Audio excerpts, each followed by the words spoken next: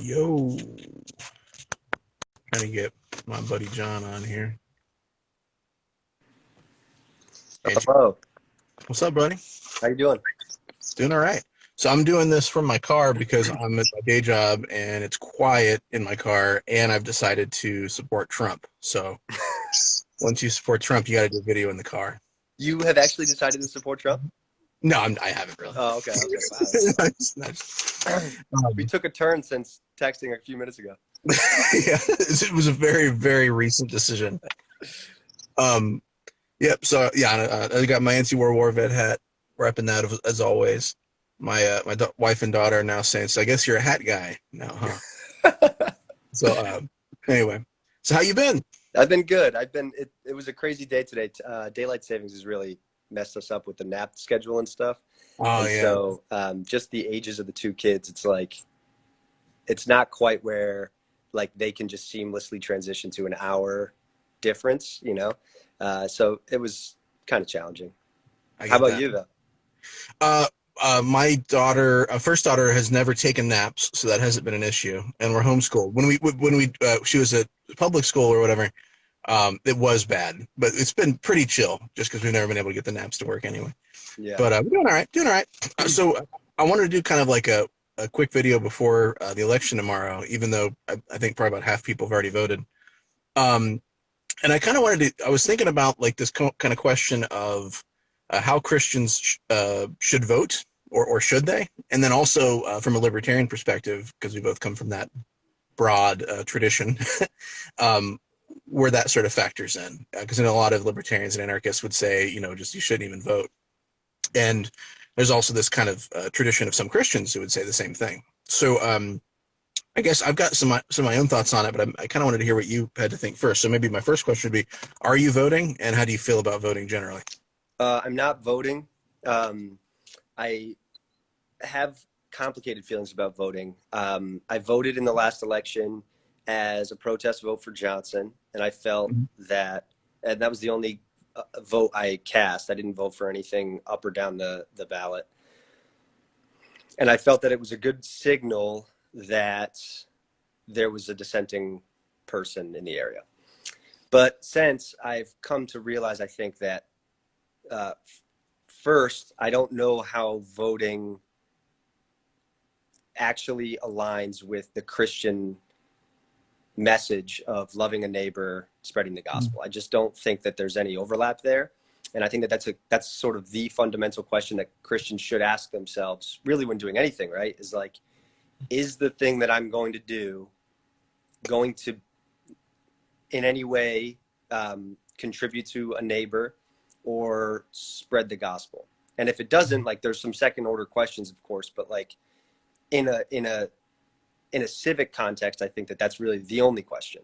So this year, I'm deciding that I'm no longer voting, and I will abstain for the rest of my life, likely, unless I get to vote on a proposition to get a machine gun, in which case I'll probably vote for that. Um, so yeah, I made a couple notes because I think, just to try to systematize it for the first time and like actually get it down on paper was a good quick thought experiment.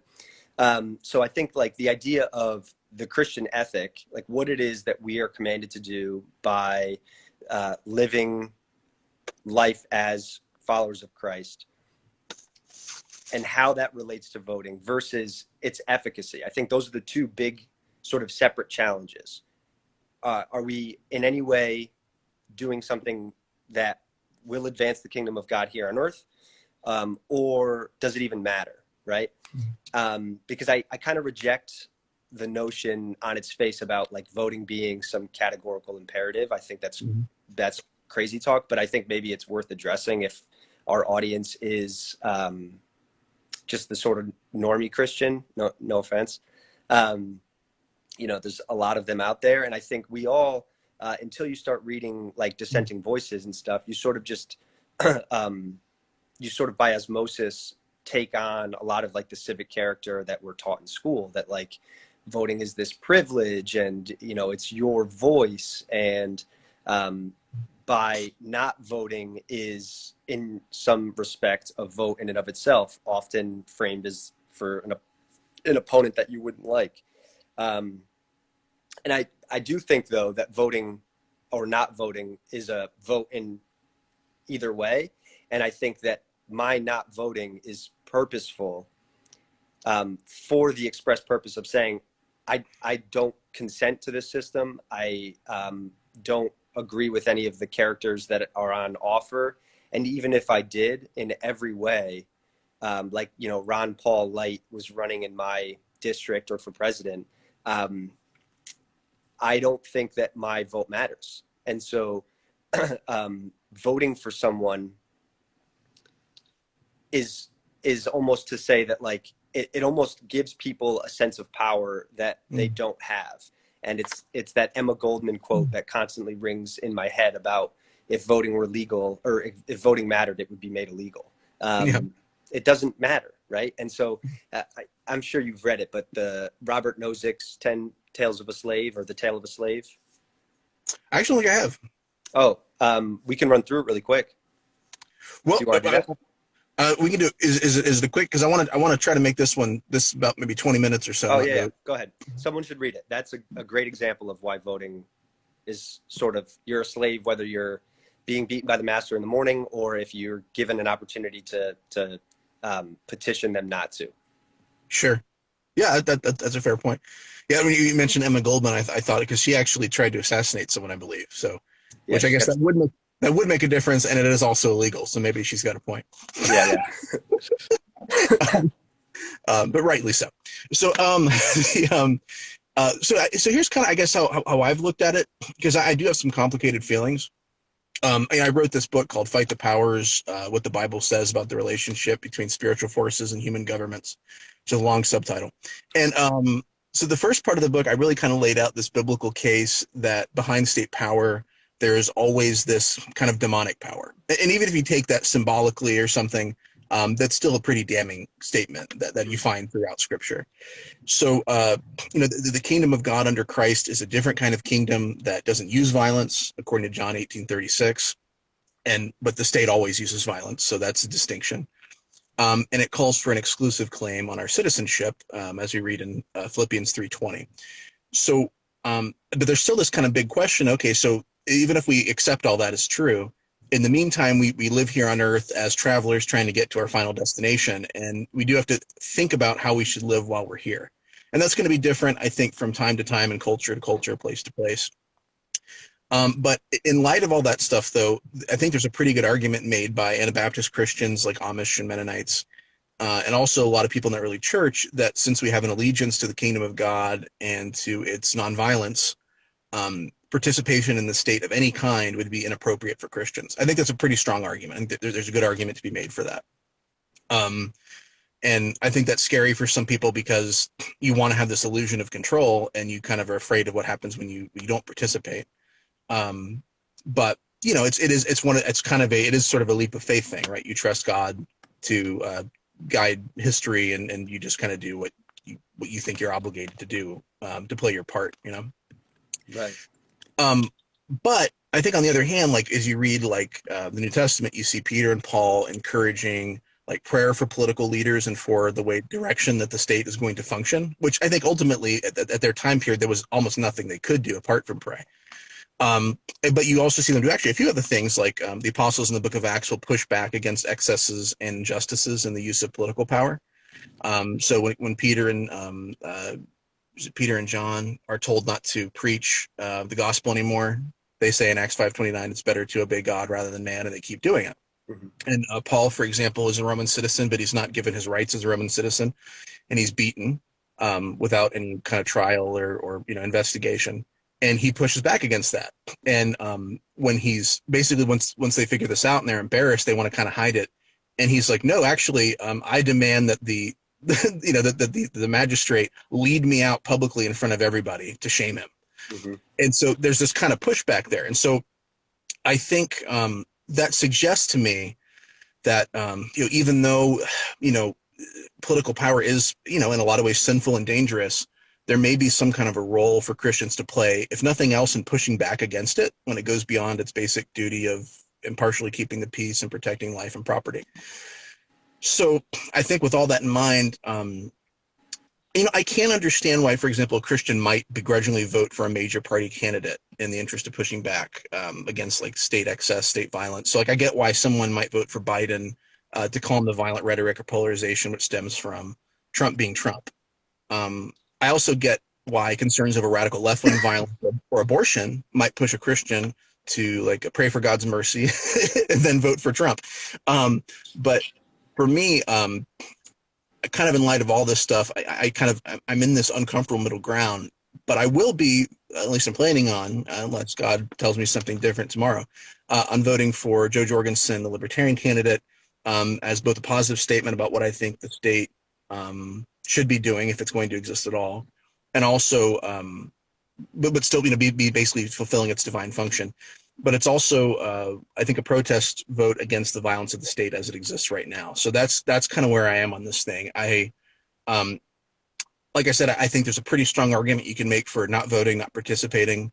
But I think there's also something to be said for using your voice in some way against the state, and whether that's even if it's something as kind of minimal and implicit as maybe not minimal, but implicit as praying that the state would function a certain way, that the king or the emperor would leave you alone and would do the right thing, or whether that's what Paul did, where he sort of shamed them openly, or whether it's public disobedience, like John and Peter did, um, or perhaps even voting, which wasn't an option for the apostles, but it is an option for us. I think there's an argument you can make for it being okay, but I think you have to be. I think on some level you're playing with fire a little bit once you enter into that world of saying, I'm going to kind of get behind the state, knowing that Christ has called Christians to nonviolence. So I think that makes, and also of course knowing that behind the state is demonic power, but there's also a human element that we can influence. But I don't so it seems like a lot of that is centered on the violent nature of the state, but not so much like the second order issues that come with state power, right? So like, yes, the state is inherently violent. That's where they derive their authority from. We sort of all accept that, I think, if they're joining in here. But your even dissenting voice, like, and maybe you're not a great example because you're a Christian who's has a formed way of viewing the world that can argue dissent. But like for the vast majority of Christians, left or right, I think it really comes down to kind of like patriotism or pragmatism. What would motivate a Christian to go to the polls to say they want to exert their voice or power as they see it over the way that the state functions? And whether you agree or not that like the vote really does matter, and I think that that's one of the big obstacles to even getting me off the couch. Yeah.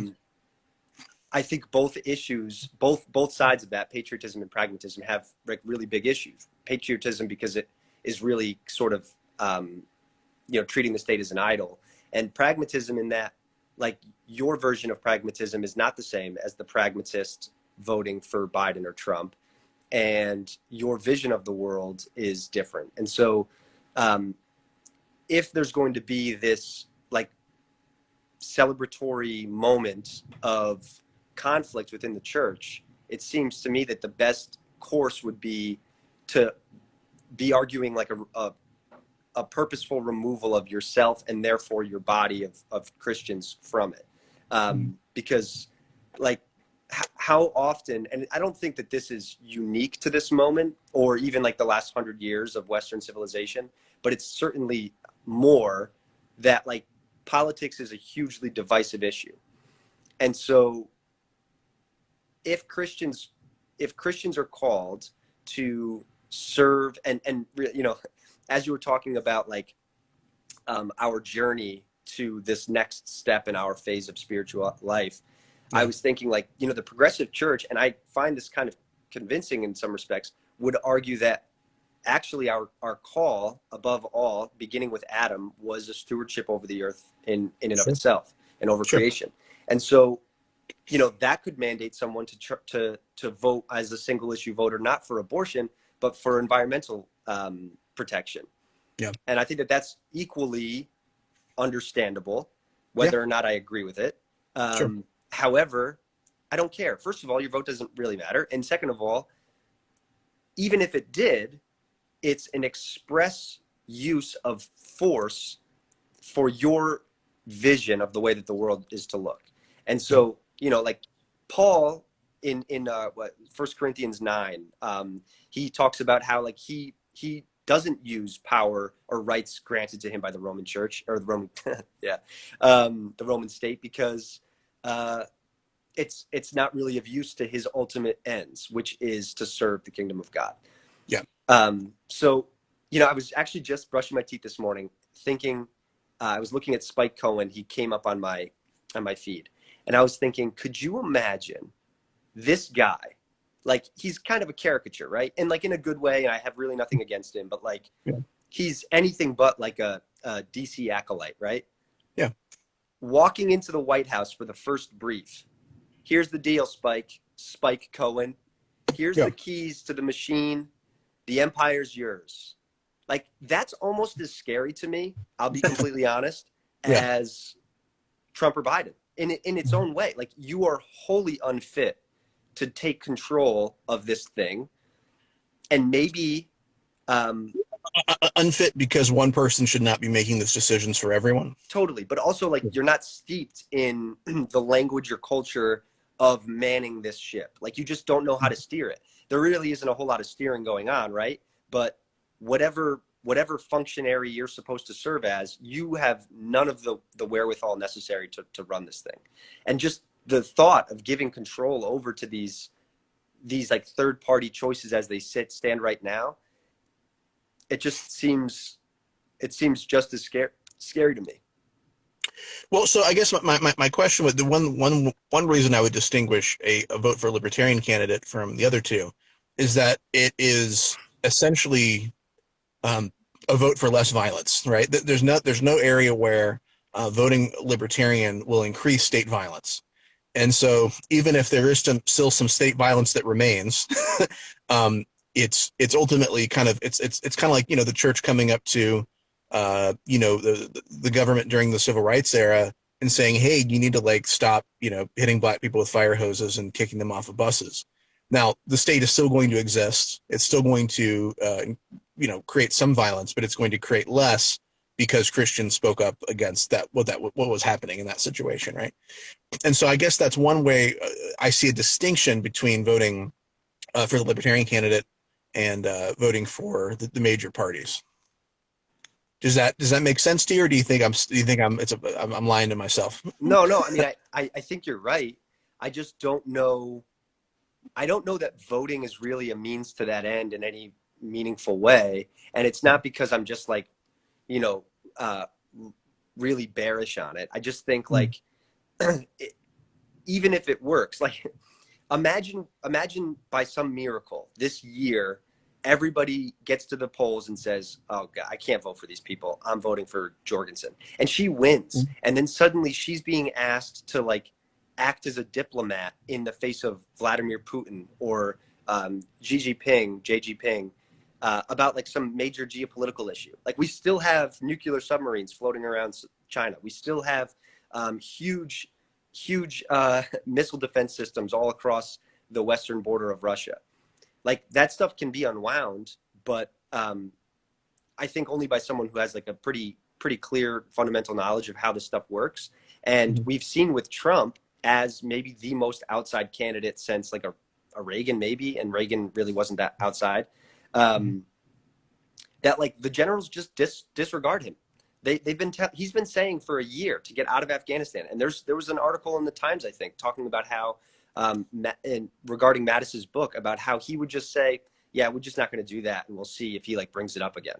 Like, what happens when Joe's in power? You think Joe's going to like exert the same sort of like force of personality that Trump and his like ravenous base do to the generals? I don't think so. And so I think you could realistically see like a coup situation or like a rising tensions with these other nuclear powers. And that's all a lot of what ifs, but it's just to say like, it's so much easier for me to imagine a Christian vision of purposeful divorce from the system of powers Yeah. as a statement in of itself. And that's not to say that Christians shouldn't be working to make an impact on the state's exert of control. It's just to say that like Paul and the apostles had a huge impact on the Roman Empire, and they didn't do it by voting. Well, you know, what also wasn't an option to them. But yes, that's true. But, Yeah. but they also did speak to power. I mean, Paul spent a lot of his time in chains speaking to Yeah. Romans who were in authority. But no, I follow you. Yeah, I think it's. I think that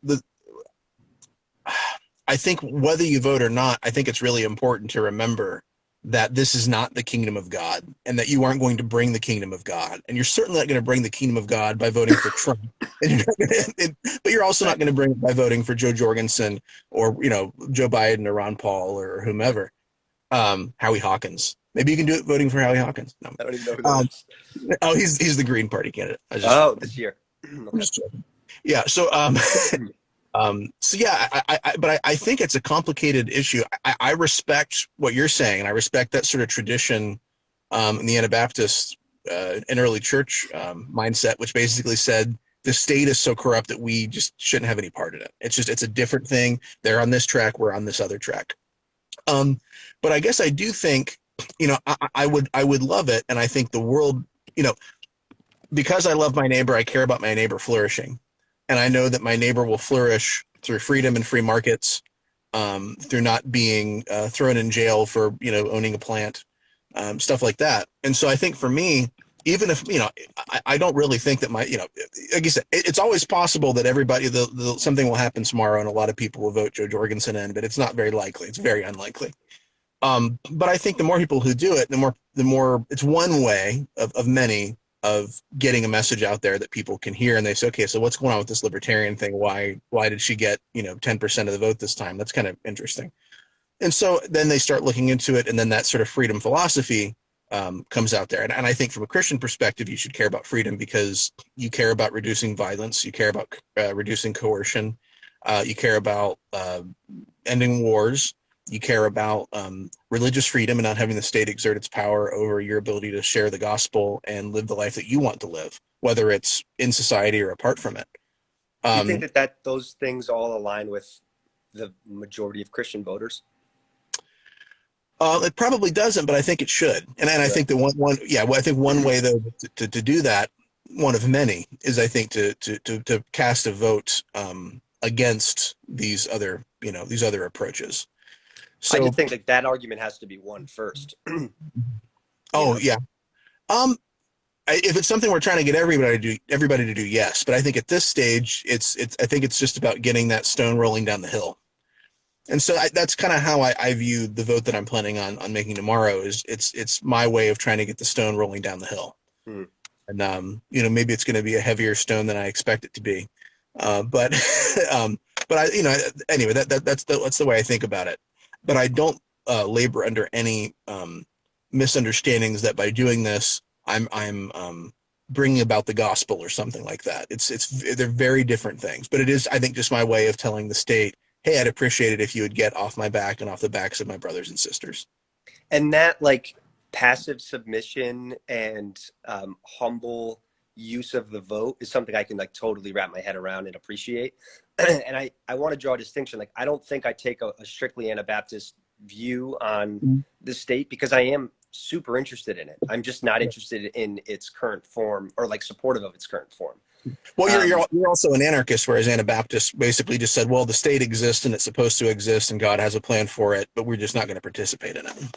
yeah, I don't know that I disagree with that either. Okay. Being an individual anarchist doesn't. I don't know that that's like prescriptive so much as it is just like I think the most just political position, and radical in the hope that like that that small divergence from like minarchism to anarchism will actually push the envelope like the Bolsheviks did the other way.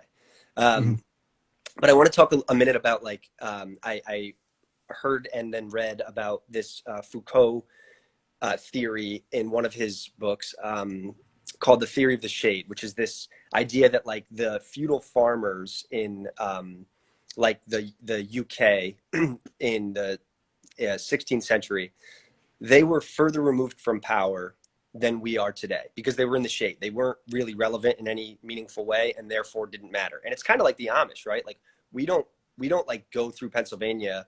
Lancaster isn't like trying to calculate what the Amish vote is going to look like. As far as I know, I'm pretty sure they're not They don't vote. Yeah. participating at all, right? And Yeah. so, do they have a higher degree of freedom in the way that we would like than we do? And I think that probably they do. And there's a lot that they sacrifice for that, even though I don't think that they would view it as a sacrifice. But, I don't take that line that we shouldn't participate or care or involve ourselves. I think that we shouldn't, as a rule, participate in the organ of power. And so, especially now, I think that this argument is the most relevant. This like clear distinction between Anabaptism and like and abstaining from voting or the election process is that the fundamentals of politics has changed. So when the Amish settled in PA, they weren't grappling with this enormous empire and the information velocity that we have today that allows us all to have like what we think are really informed opinions on every absolute issue. And the state has now involved itself in every absolute issue. You can't conceivably vote, especially in a representative democracy, your will for what you imagine, even if it's different than other Christians, for your vision of bringing the kingdom of God about in a political actor, because the guy that you might support on the left who's great on the environment might be terrible on abortion or whatever. Like there's these conflicting sort of consensus things. And so I think that's another really good reason why we shouldn't be voting is like, even if you reject that voting doesn't matter, as I argue, and even if you believe that it's a categorical imperative that you vote, and even if you believe that it's a pragmatic exertion of power and something that you should be using your voice for, you still aren't using it well. Like the power you are exerting, if you believe you are exerting it, is always towards conflicting ends, either with, in and of itself, right? Like the Democratic and Republican platforms are both like walking contradictions in a lot of fundamental ways. But like your vision of a Christian hope can't be like bore out in a political platform. Sure. I don't know if that makes sense. That felt tangential, but. No, I think I'm following you. Yeah, and I do want to say that I'm not voting for bringing about the kingdom of God because that's not going to happen through a vote. Right. Yeah. I guess what I'm just basically saying, insofar as I have a voice, I would ask the state to leave me alone, so that Christians can go about the business of spreading the gospel, informing their own communities, and living peacefully, with each other. So let me ask you, in that same idea, and that's more or less why I choose not to vote. Mm-hmm. Why do you think the distinction of the data point, one tick in the column for Joe Jorgensen by Cody Cook, is making more of an impact than joining the legions of people who are refusing to vote, sometimes apathetically, sometimes through antipathy, that are saying, because I think that's a great argument for just undermining the legitimacy of the state in and of itself. If voting is supposed to be an expression of consent, and we are a government based on the consent of the governed, and there's 60% of the people are eligible to vote and not voting, then why do you have the consent to power? What right do you have to rule over a body that doesn't care about what you have to say or participate in the elections to put you in power? And sure. So maybe you can make that same impact that way. By not voting. Yeah, I think the thing about not voting is either a protest non-vote or it's laziness. Whereas I think a vote for Jorgensen is basically, or a libertarian candidate is a vote for leave me alone. Like, I think that's more definitive. But I think not voting, as you said, is an action. It is a choice that you make, and it does mean something. But I just think the message is less clear. Yeah. Yeah, but then I find myself thinking, and I thought this last time too, I vote for Johnson knowing full well he won't be elected to try to protest. But then what, right? Like the power doesn't care about my dissent, and that's demonstrated through like the sort of like continued passivity towards the Libertarian Party in like the political Yeah. process, but also, you know, like the major media outlets haven't grappled with a major bump in the LP's turnout. They don't care. It doesn't demonstrate to them that there's any shift in the polity. They Yeah. just think, Well, okay, I think cool. that they're also, I think, intentionally trying to obscure and hide things, right? So, I Right. mean, 4 years ago, they allowed Gary Johnson to be included in some of their polling about, who you support. And they intentionally left Joe Jorgensen off this time. And I mean, what happened last time, of course, was the more polls Gary Johnson was on, the more people were aware that he existed and they start looking him up. And then that creates this, that roll down, the roll down the hill or whatever that picks up speed. And I think there were a lot of people who just on the left in the media who said, we're not going to give any quarter to anybody who might undermine Joe Biden presidency. And I think they see the Libertarian Party as one of those, as kind of a spoiler, perhaps. Mhm. And so I think they very intentionally left her out. But I think at the end of the day, maybe that's they can keep her out of the polls, but she's on 50 ballots right now, and the ballots are 50 different states, and so I think that is one way to signal. Now, it's not the only way. It's not even necessarily the best way. I also don't think as a Christian you're obligated to cast that kind of a vote. But um, uh, but I think it's one way to do it. It's one way to communicate that message. Yeah. You're prophetic. You had a comment in the box here that was asking more or less why the LP is ignored. Yeah. Um, yeah. So I think you're kind of agreeing with my point. Maybe I didn't make it well enough. Is that like power, regardless of politics, right? Because I kind of view the major media institutions and academia sort of in the same um, in the same organ of power that the state is, as like ancillary supporting features of it. Um, and I think that that's a helpful. What Rothbard says about intellectuals, right?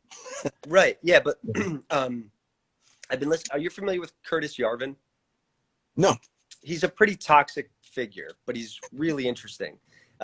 He's Mencius Moldbug, who had this blog that like he's been sort of called like the intellectual foundation of the alt-right of like the 4chan of 10 years ago.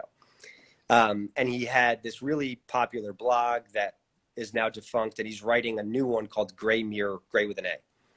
And he's been on a podcast circuit promoting it that I've been listening to several interviews of. And I don't really agree with his politics, but I really like the way that he argues for disregarding power. Like this is not a David and Goliath moment. This is the same sort of passive submission that drove early Christians to purposeful submission to the Roman state, even sometimes violent, with violent ends for them, because this is not a surmountable thing.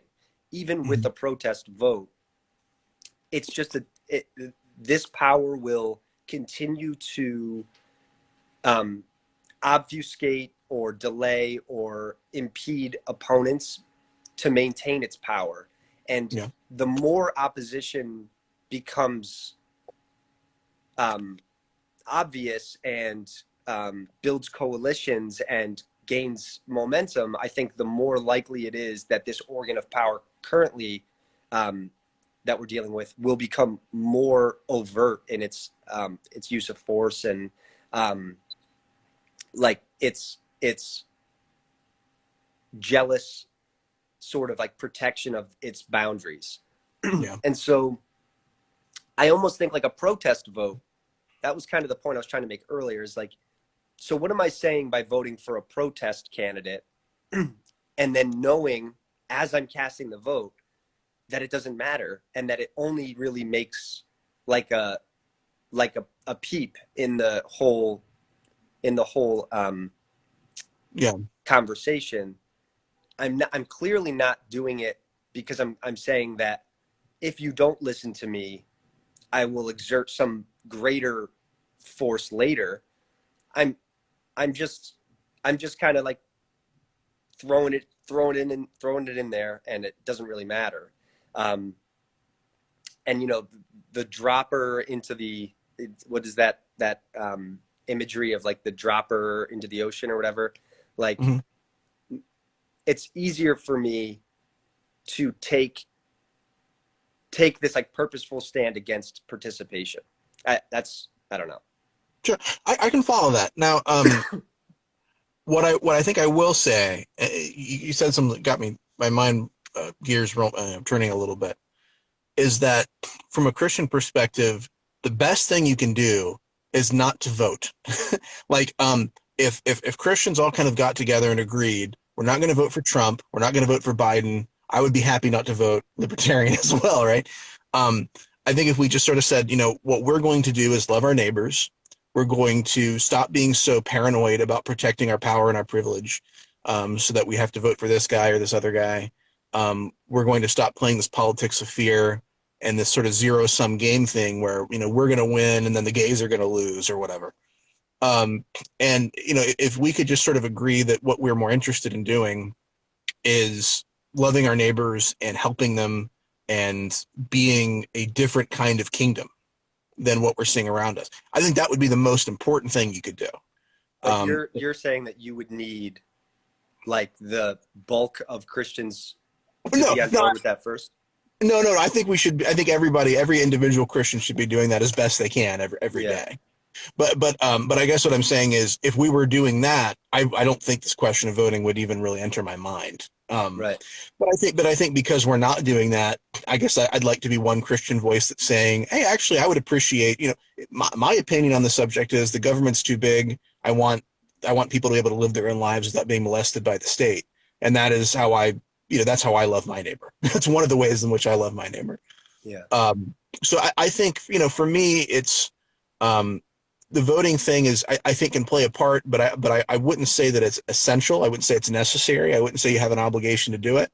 But as I've thought about it and worked through it and prayed through it, and struggled and written on the subject and tried to kind of research and come down as well as I can, it seems that there's a little bit of room there for, it wouldn't have been voting in the first century, but certainly pushing back against the state and calling it out for what it does. That's is just basically evil.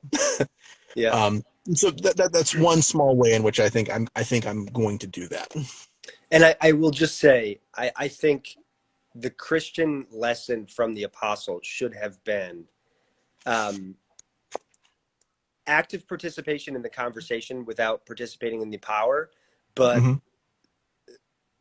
but to understand that the greater force we exert through this upside down kingdom that we're trying to represent, the more dangerous we become and the more our protest becomes like an actual threat to the legitimacy of the state or whatever we're arguing against. And we saw that with Paul's life as we know it, right? It's best understood that he was beheaded in Rome by a Nero who was beginning to understand the force that the Christian church was building. At least that's my Sure.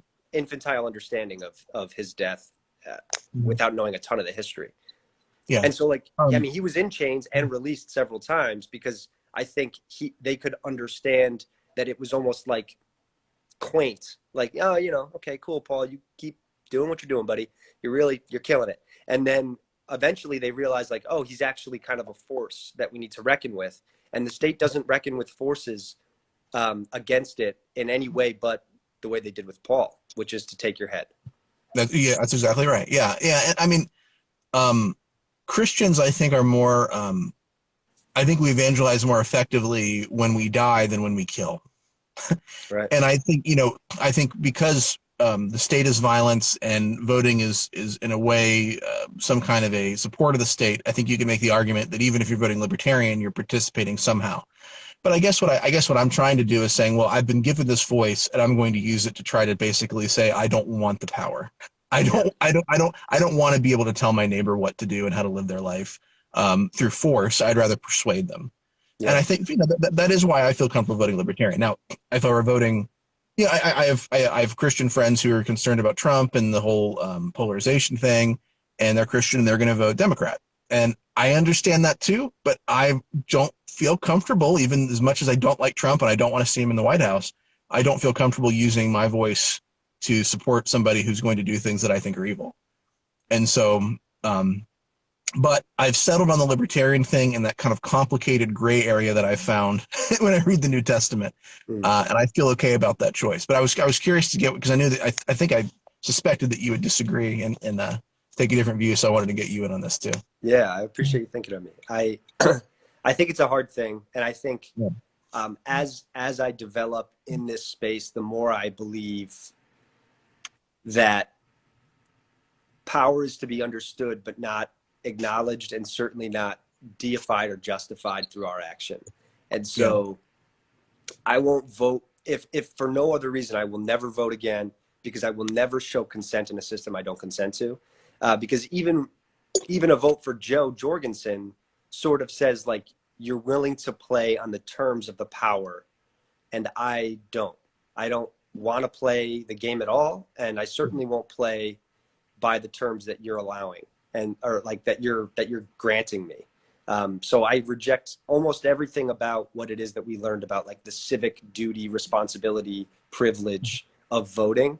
And so I'd rather have that conversation with Christians, and I'd rather preach that message from the pulpit if I were ever given the opportunity, because I think that there's a lot of Christians who just and you're not one of them. And so like you and I are fighting over the last 3%, right? But like for most of these people, they view voting as like a legitimate means to their political ends, and that's bananas to me. Like, not only is it not, but even if it were, that's unjust, and people need to be more comfortable with reckoning with that. Sure. Yeah. So what are you going to do tomorrow instead of voting?